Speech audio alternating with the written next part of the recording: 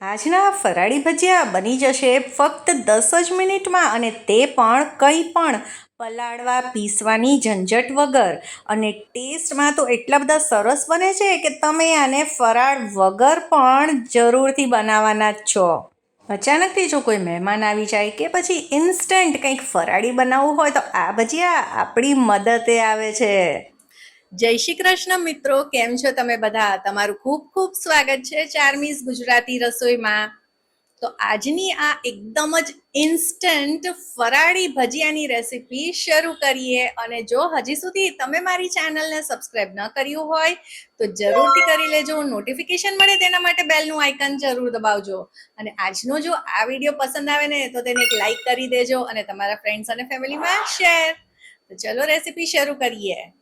તો મેં જેમ પહેલાં કહ્યું તેમ આજની રેસીપીમાં કંઈ પણ પલાળવા પીસવાની ઝંઝટ જ નથી ને આપણા આ ભજીયા બની જશે ફક્ત 10 જ મિનિટમાં. તો તેના માટે આપણે 3 કાચા બટેટા લઈ લેવાના છે. તો આપણે આની છાલ કાઢી લઈએ. તો મારી ચેનલ પર ફરાળની બીજી રેસિપીઝ પણ છે, જેમ કે અલગ જ ફ્લેવરની સૂકી ભાજી, ઇન્સ્ટન્ટ ફરાળી હાંડવાની રેસિપી જે બસ 15 જ મિનિટમાં તૈયાર થઈ જશે.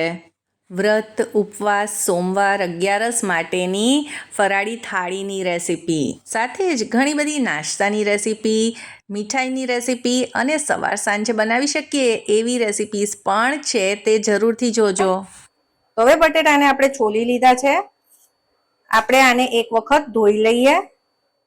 તો બટેટાને ધોઈ લીધા છે અને કંઈ પણ જો ખરાબ થોડુંક હોય ગમે ત્યાં તો એ પણ કાઢી લીધા છે, સાફ કરી લીધા છે. હવે આપણે આ બટેટાને ખમણવાના છે. તો તમારા ઘરમાં જે પણ ખમણી હોય તમે તે વાપરી શકો છો.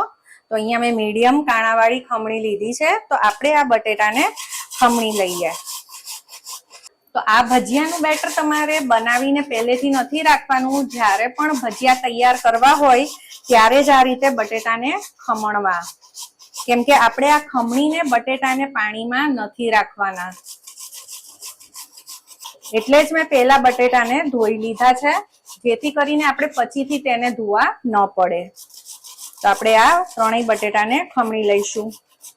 હવે ઘણી અલગ અલગ રીતે ફરાળી ભજીયા બનતા હોય છે, પણ મને આ તો સૌથી સહેલી અને ઈઝી રેસીપી લાગે છે. એટલે હું જ્યારે પણ કંઈ ઇન્સ્ટન્ટ ભજીયા બનાવવા હોય ને તો હું આ જ રીતે બનાવી લઉં છું. અને ભજીયા તો એવી વસ્તુ છે ને કે બાળકોને કે મોટાને બધાને જ ભાવતા જ હોય. તો બટેટા હવે ખમણાઈ ગયા છે. તો આપણે તેને મિક્સિંગ બોલમાં કાઢી લઈએ. હજી જો આપણે ખમણ્યા છે તો પણ આ ધીરે ધીરે કાળા થવા લાગે છે. એટલે જ મેં કીધું કે આપણે જ્યારે આ બનાવવું હોય ત્યારે જ આપણે તેને ખમણવા. હવે આમાં ઉમેરીશું આદુ મરચાની પેસ્ટ. આ 2 મરચાં અને અડધા ઇંચ આદુની પેસ્ટ છે. થોડાક ક્રશ કરેલા સિંગદાણા, જેથી કરીને થોડો ક્રંચ આવે. 1 ચમચી તલ છે. તમારે વધારે ઉમેરવા હોય તો વધારે પણ ઉમેરી શકો છો. અડધી ચમચી આખું જીરું છે. 1 ચમચી અધકચરા વાટેલા મરી છે. મરીનો ફ્લેવર આ ભજીયામાં બહુ જ સરસ આવે છે. આપણે આમાં લાલ મરચું કે એવું નથી ઉમેરવાના, એટલે મરી ઉમેર્યા છે. અને આદુ મરચાની પેસ્ટ તો આપણે નાખી જ છે, જેનાથી તીખાશ આવશે. હવે અહીંયા 1 ચમચી આમચૂર પાવડર છે. જો તમારી પાસે આમચૂર પાવડર ના હોય તો તમે લીંબુનો રસ પણ ઉમેરી શકો છો. અડધા લીંબુનો રસ ઉમેરી દેવો. પણ આમચૂર પાવડરથી આ એકદમ જ ચટપટા બને છે. 1 ચમચી ખાંડ છે. સ્વાદ પ્રમાણે મીઠું ઉમેરશું. મીઠું થોડુંક ધ્યાનથી ઉમેરવું, કેમ કે આ જ્યારે ભજીયાનું બેટર આપણે તૈયાર કરીશું ને તો એ બેટરની ક્વોન્ટિટી બહુ જ ઓછી થઈ જશે. અત્યારે જે દેખાય છે તેનાથી પણ ઓછું થઈ જશે. એટલે મીઠું હંમેશા ઓછું જ નાખવું. હવે આ બધી વસ્તુઓને પહેલા આપણે મિક્સ કરી લઈએ.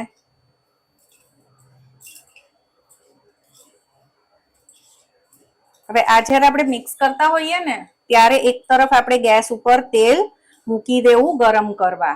અને જો તમારે આમાં હળદર કે પછી લાલ મરચું નાખવું હોય તો તમે નાખી શકો છો. હવે આ જેવું મિક્સ કરીશું ને એવું આમાં થોડુંક પાણી જેવું આમાં થશે, કેમ કે બટેટાનું મોઇશ્ચર હોય અને મીઠું પણ ઉમેર્યું છે. આપણે હળવા હાથે જ આને મિક્સ કરવાનું છે. હવે આમાં બાઇન્ડિંગ માટે આજે આપણે વાપરવાના છીએ રાજગરાનો લોટ. જો તમારી પાસે રાજગરાનો લોટ ન હોય તો તમે કોઈ પણ આવો ઝીણો ફરાળી લોટ વાપરી શકો છો. તો આમાં લોટનું કોઈ પરફેક્ટ માપ નથી હોતું, આપણને જેટલું આમાં બાઇન્ડિંગમાં જોઈએ તેટલું જ નાખવાનું છે, વધારે પડતો લોટ નથી નાખવાનો. તો અત્યારે હું આમાં 4 ચમચી લોટ ઉમેરું છું અને પછી બધું મિક્સ કરીને જોઈએ કે વધારે લોટની જરૂર છે કે નહીં. હવે આ બધું મિક્સ થઈ જાય એટલે તમારે શું કરવાનું, આ હાથેથી બતાવું એટલે તમને દેખાય કે આ થોડોક પાર્ટ આમાં લેવાનો અને આ રીતે ભજીયાનો શેપ આપવાની ટ્રાય કરવાની. જો આવી રીતે શેપ આવી જતો હોય ને એટલે આ પરફેક્ટ આમાં બાઇન્ડિંગ આવી ગયું છે. તો હવે વધારે લોટ નથી નાખવાનો, નહીતર વધારે લોટ હશે ને તો લોટનો જ ટેસ્ટ વધારે આવશે અને એટલે જ આપણે થોડુંક જ બાઇન્ડિંગ નાખ્યું છે. તો આ રીતે, અને ભજીયાનો એકદમ પ્રોપર રાઉન્ડ શેપ આવે એ પણ જરૂરી નથી. આ રીતે ખાલી તમે ભેગું કરો અને આ બધું ભેગું થઈ જાય તો બસ આટલું ઇનફ છે. હવે આ બેટર તૈયાર થઈ જાય ને પછી આને બિલકુલ રેસ્ટ નથી આપવાનું, નહીતર હજી પાણી છૂટશે આમાંથી અને આપણે પછી ભજીયાને શેપ નહીં આપી શકીએ અને તળી પણ નહીં શકીએ. હવે આમાં મારે કોથમીર નાખવાની રહી ગઈ હતી તો હું આમાં ઉપરથી ઉમેરી દઉં. આપણે હળવા હાથે મિક્સ કરી લઈએ. તો હવે આપણે આને તળી લઈએ. તો તેલ ગરમ થઈ ગયું છે સરસ રીતે, ફ્લેમને ધીમી કરી દીધી છે.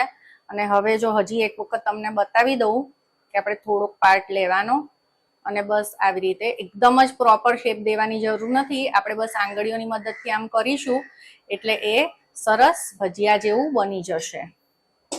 અને હવે આપણે આમાં આ રીતે મૂકતા જઈશું. સાઈઝ બહુ મોટી ન રાખવી જેથી કરીને જલ્દી તળાઈ પણ જાય, કેમ કે કાચા રહેવાનો તો સવાલ નથી, કેમ કે આપણે આમાં વધારે લોટ નાખ્યો જ નથી.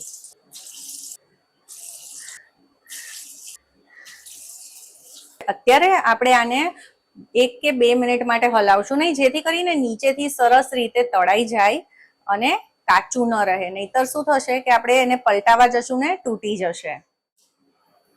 હવે 1 કે 2 મિનિટ થઈ ગઈ છે તો આપણે તેને ફેરવી લઈએ. હવે આમાં વધારે તો બટેટા જ છે, બીજું કોઈ પણ એટલો લોટ નથી નાખ્યો, એટલે આ તરત જ આ રીતે ડાર્ક કલર આમાં આવી જશે. એટલે જે ભજીયા પહેલા ઉમેર્યા હતા તે તરત જ તળાઈ જશે. જુઓ આ રીતે. તો આવું તમને જ્યારે લાગે તો આવા ભજીયાને કાઢી લેવા. હવે આ પણ તળાઈ ગયા છે સરસ રીતે, તો આપણે આને કાઢી લઈશું. તો આજના એકદમ જ ટેસ્ટી ફરાળી ભજીયા તો તૈયાર છે. ખાવામાં જરા પણ કોરા નથી લાગતા અને ચટણી વગર પણ એટલા જ સરસ લાગે છે. તો જો આજની આ રેસીપી તમને પસંદ આવી હોય તો તેને લાઈક કરી દેજો, તમારા ફ્રેન્ડ્સ અને ફેમિલીમાં શેર કરી દેજો અને ચાર્મીસ ગુજરાતી રસોઈને સબસ્ક્રાઈબ કરી દેજો. બધાને જય શ્રી કૃષ્ણ.